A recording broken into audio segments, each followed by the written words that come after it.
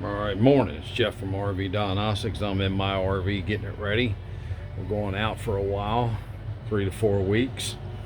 We'll be coming back from the weekends in our cars, but our RV will stay up at the park. I'll let y'all know which one we're going to because that's my wife's job. I hear well, let's do this again. I'm going to show you a hack.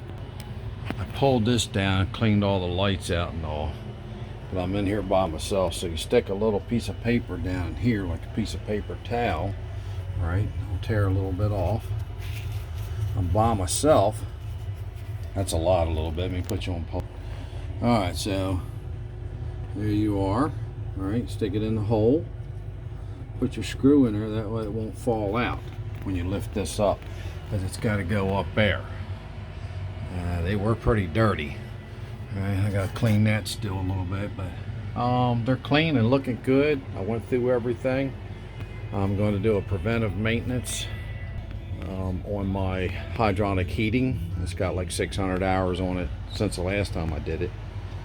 That'll probably be a video today or tomorrow. Thank you very much. Jeff from RV Diagnostics. Just a quick video, tip and tricks, or some people call it a hack.